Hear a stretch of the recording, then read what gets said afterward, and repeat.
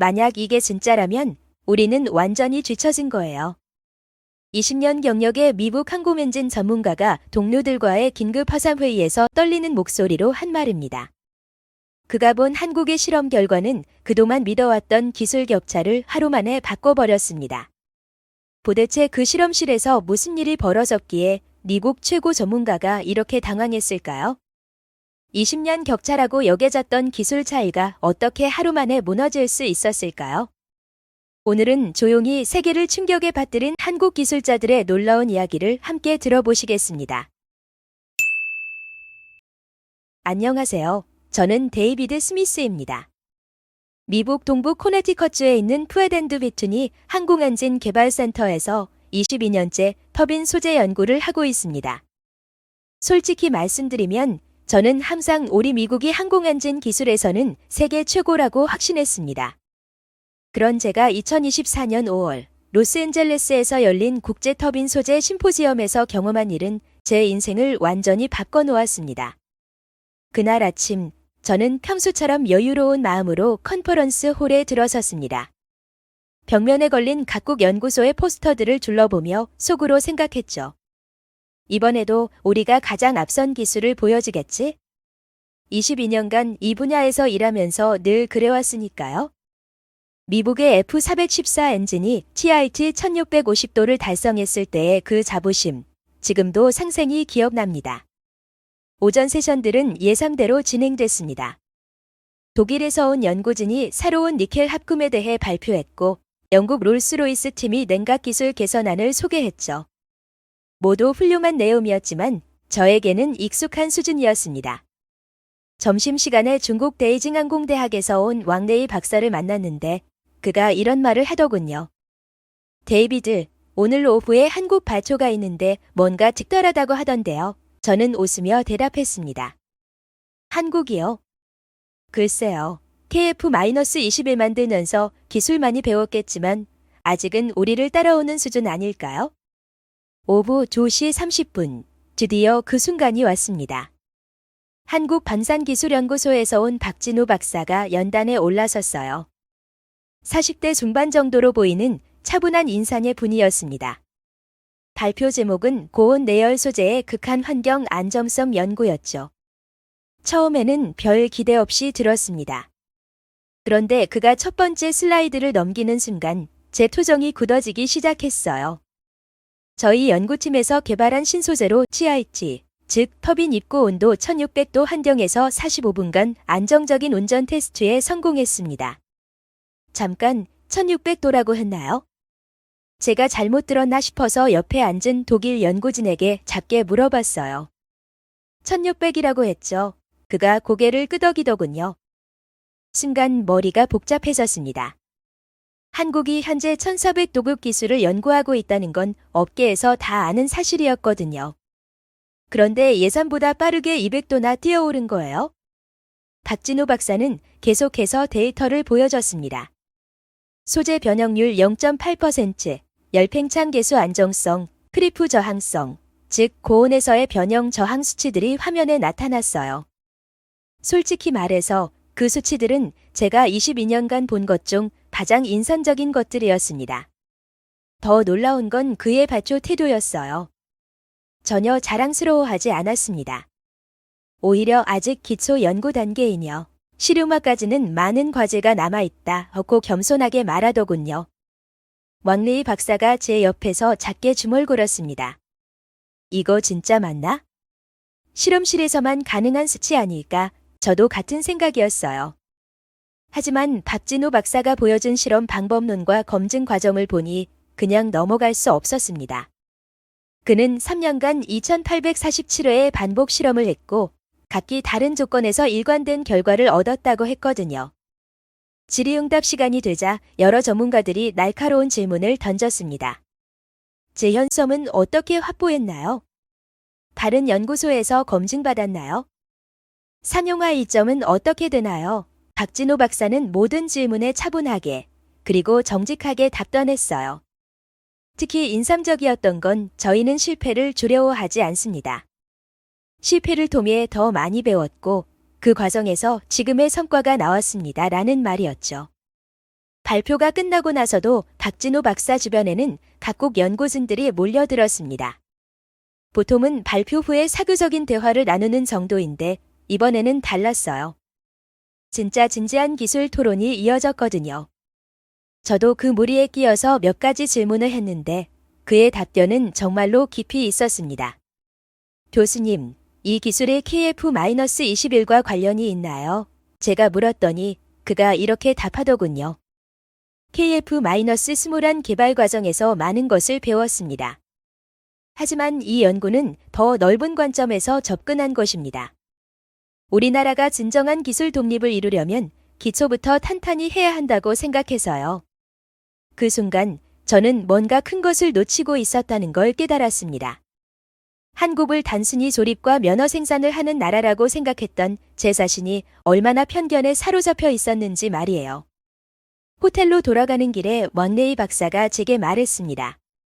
데이비드, 우리가 뭔가를 놓치고 있는 건 아닐까요? 한국이 이런 성과를 낼 수 있었던 배경에는 분명히 뭔가 있을 거예요. 제가 22년간 쌓아온 확신이 하루 만에 흔들리기 시작했습니다. 그날 밤, 저는 호텔방에서 잠을 이루지 못했습니다. 박진호 박사의 발표가 계속 머릿속을 맴돌았거든요. CIT 1600도, 45분 안정 운전. 아무리 생각해도 쉽게 납득이 가지 않았어요. 결국 새벽 2시에 일어나서 노트북을 켜고 한국의 항공 소재 기술에 대해 검색하기 시작했습니다. 놀랍게도 한국은 이미 몇 년 전부터 관련 논문들을 꾸준히 발표해왔더군요. 단지 우리가 주목하지 않았을 뿐이었어요. 논문들을 하나씩 읽어보니 이들이 얼마나 체계적으로 접근해왔는지 알 수 있었습니다. 특히 KF-21 개발 과정에서 축적한 소재 기술을 바탕으로 한 연구가 인상적이었어요. 다음 날 아침 심포지엄 2일차가 시작됐습니다. 제가 가장 먼저 한 일은 박진호 박사를 찾아가는 것이었어요. 박사님, 어제 발표 정말 인상적이었습니다. 혹시 더 자세한 데이터를 볼 수 있을까요?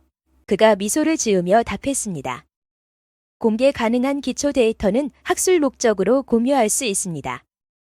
하지만 핵심 제조 공정은 아직 연구 중이라 보여드릴 수 없어요. 그 말을 들으니 오히려 더 믿음이 갔어요. 진짜 중요한 기술이라면 당연히 핵심 부분은 보호해야 하니까요. 박진호 박사가 명함을 건네며 말했습니다. 제 이메일로 연락 주시면 공개 가능한 기초 데이터를 학술 목적으로 보내드릴 수 있습니다. 검토해보시고 궁금한 점이 있으면 언제든 연락 주세요. 호텔로 돌아와서 이메일로 받은 데이터를 열어봤을 때 저는 정말로 충격을 받았습니다. 온도 변화에 따른 소재 반응 그래프, 시간별 안정성 곡선, 반복 실험 결과들이 완벽하게 정리되어 있었거든요. 특히 놀라웠던 건 실험의 일관성이었어요.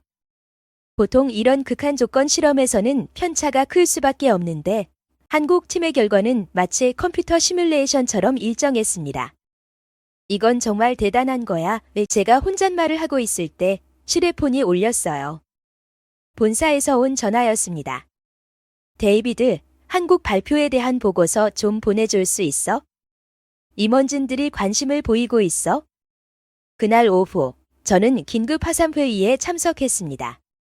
참석자들은 우리 연구소의 핵심 인력들이었어요. 수석 엔지니어 찰스 존슨, 소재 연구팀의 엔젤라 브라운, 그리고 몇몇 임원들까지요. 제가 박진호 박사의 발표 내용을 설명하자 회의실이 조용해졌습니다. 찰스 존슨이 먼저 입을 열었어요. 데이비드, 정말 확실한 거야? 1600도에서 45분이라고? 네, 제가 직접 확인했습니다. 공개 가능한 기초 데이터도 이메일로 받았고요. 그러자 엔젤라 브라운이 말했습니다. 이건 단순한 실험 결과가 아니에요. 만약 이게 진짜라면 그들은 우리보다 훨씬 앞서 있는 거예요. 임원 중 한 명이 화면을 통해 물었습니다. 우리 현재 수준과 비교하면 어떤가? 제가 솔직하게 답했어요.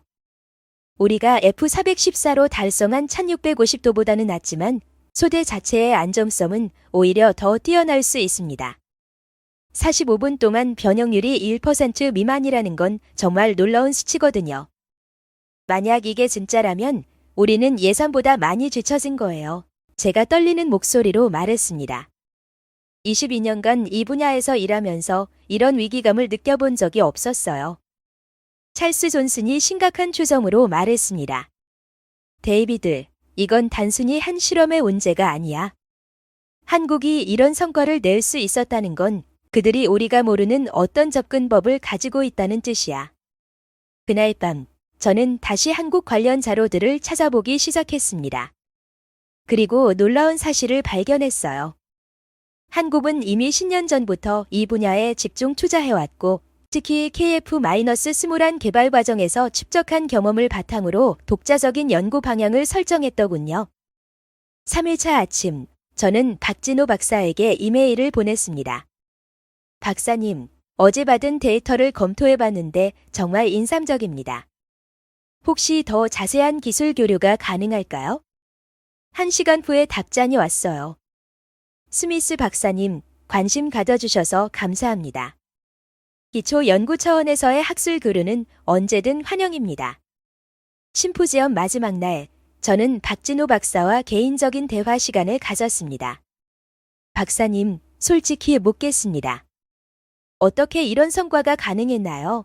그가 잠시 생각하더니 이렇게 답했어요. 스미스 박사님, 저희는 남들보다 특별한 기술을 가진 게 아닙니다.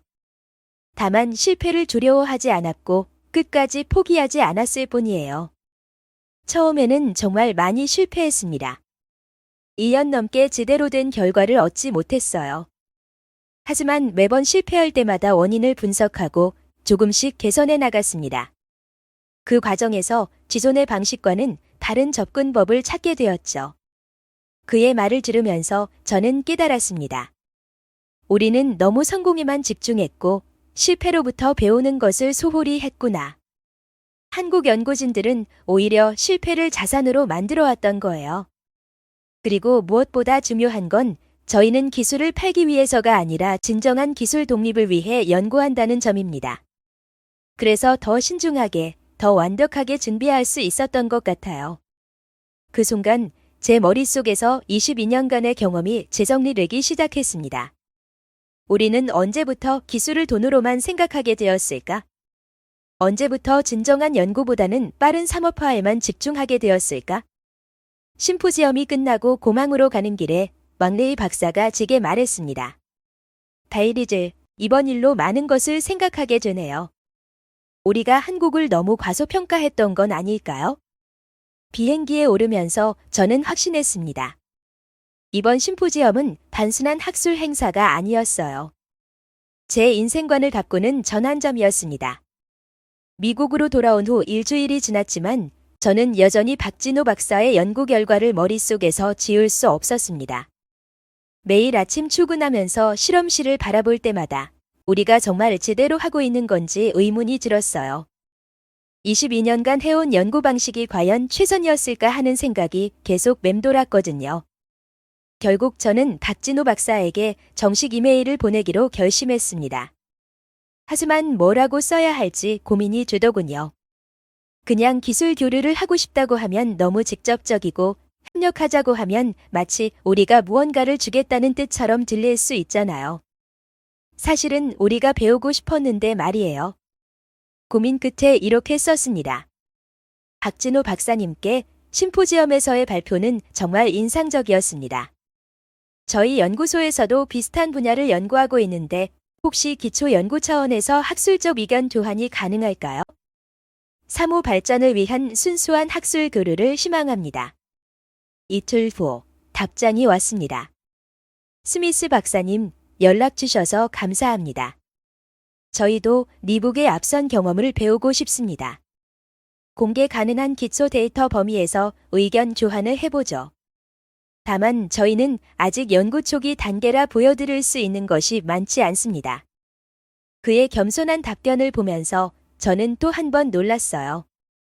세계가 주목할 만한 성과를 냈으면서도 여전히 초기 단계라고 말하다니.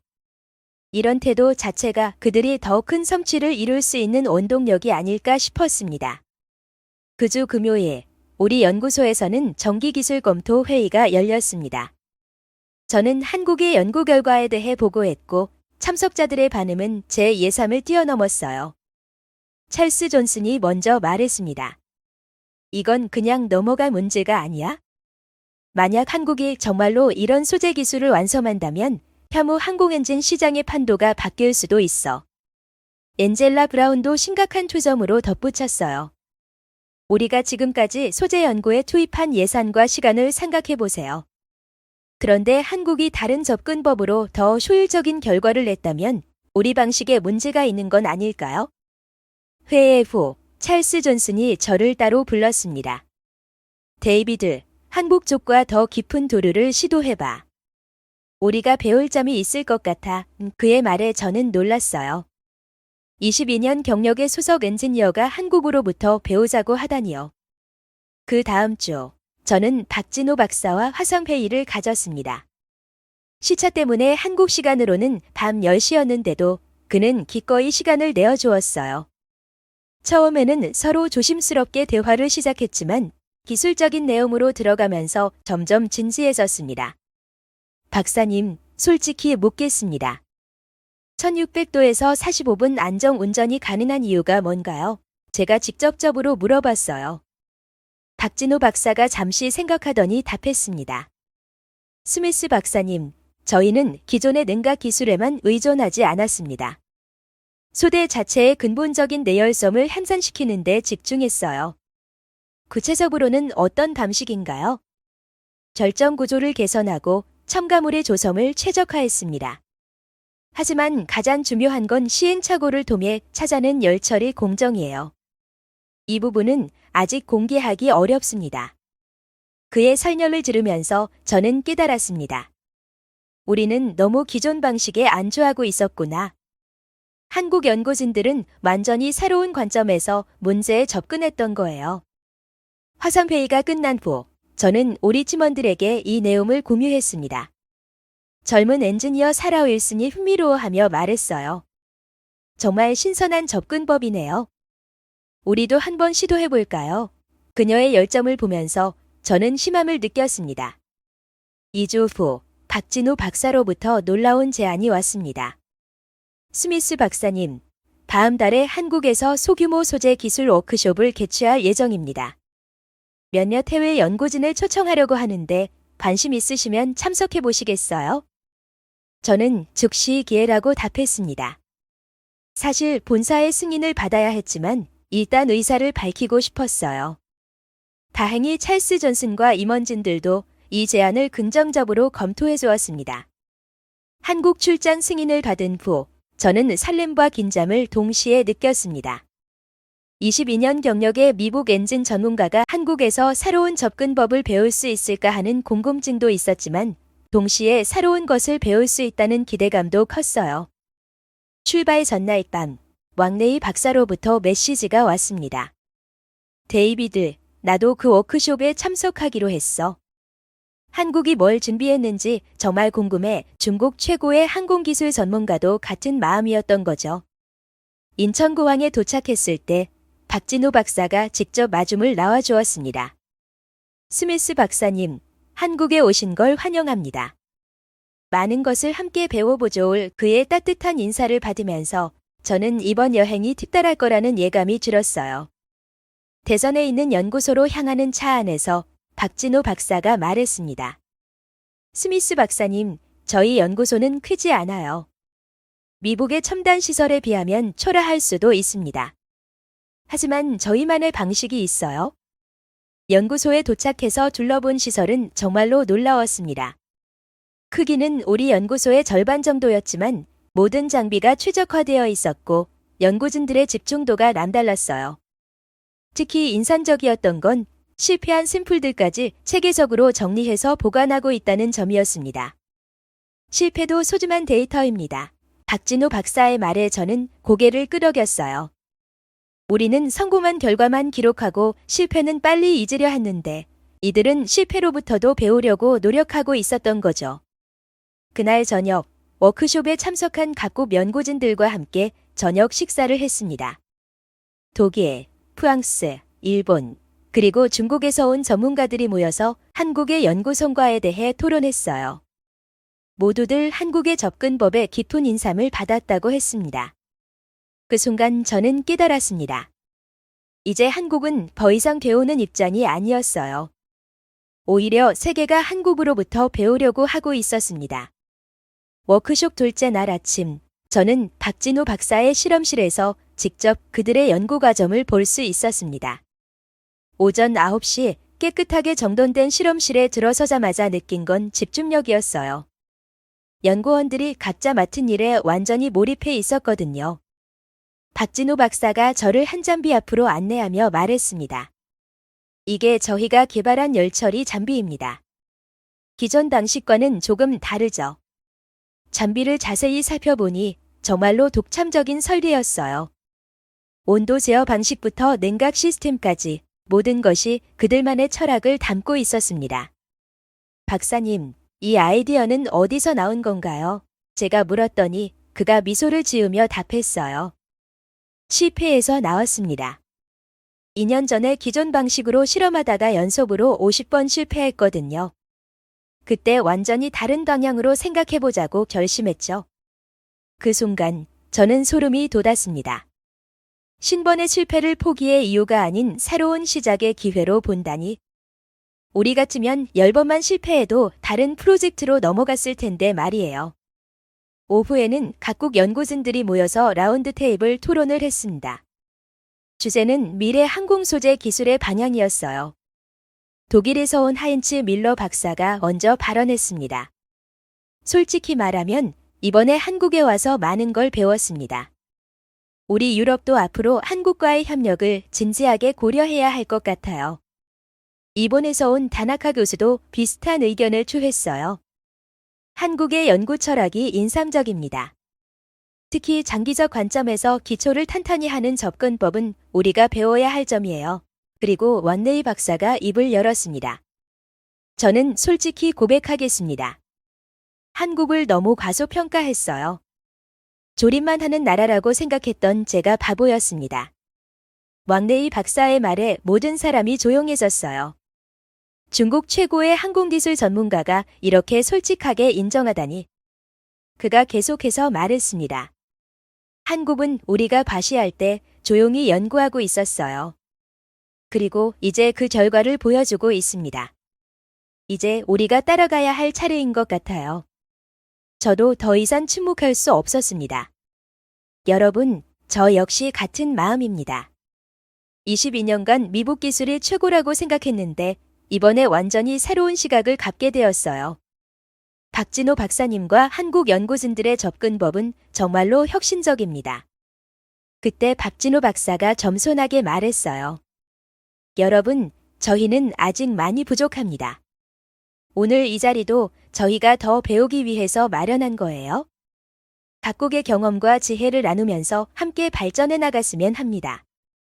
그의 말을 들으면서 저는 깊은 감동을 받았습니다. 세계가 주목하는 성과를 냈으면서도 여전히 배우려는 자세를 잃지 않다니.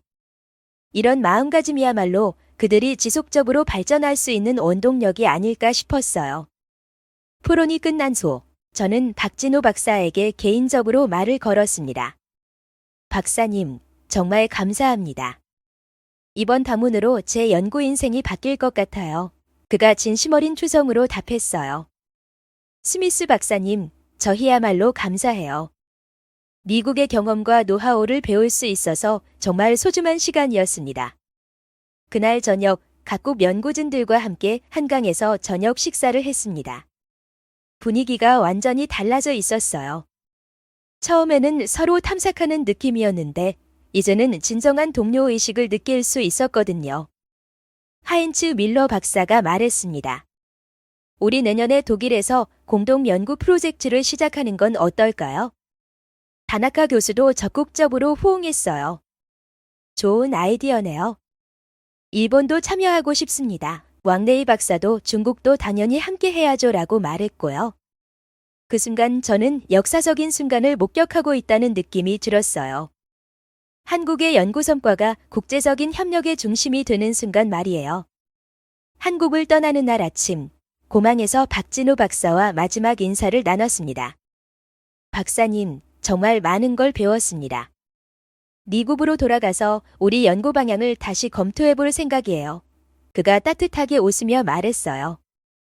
스미스 박사님, 이제 시작이에요. 서로 다른 장점을 가진 우리가 협력한다면 더 큰 성과를 낼 수 있을 거예요. 비행기에서 창밖을 내다보며 저는 지난 일주일을 되돌아봤습니다. 단순히 기술을 배운 것이 아니라 연구에 임하는 자세 자체를 배웠어요. 실패를 두려워하지 않는 용기, 겸손함을 잃지 않는 태도, 그리고 진정한 기술 독립을 향한 열정까지요. 미국에 돌아온 후 저는 우리 연구소에서 발표회를 가졌습니다. 한국에서 배운 것들지라는 제목으로 말이죠. 찰스 존슨을 비롯한 모든 동료들이 집중해서 들었어요. 제가 발표를 마치자 사라 윌슨이 손을 들었습니다. 정말 흥미롭네요. 우리도 한국 방식을 도입해 볼 수 있을까요? 엔젤라 브라운도 적극적으로 반응했어요. 실패 데이터를 체계적으로 분석하는 방법은 당장 시작해 볼 만해요. 그 순간 저는 확신했습니다. 이번 경험이 우리 연구소 전체에 긍정적인 변화를 가져올 거라고요. 한 달 후 박진우 박사로부터 이메일이 왔습니다.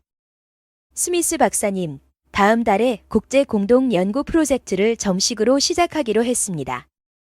독일, 일본, 중국, 그리고 미국이 함께 참여하는 프로젝트예요.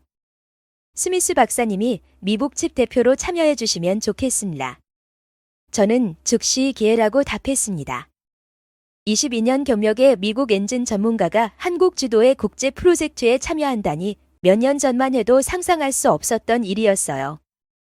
6개월이 지난 지금 저는 매주 한국 연구진들과 화상과 일을 하고 있습니다.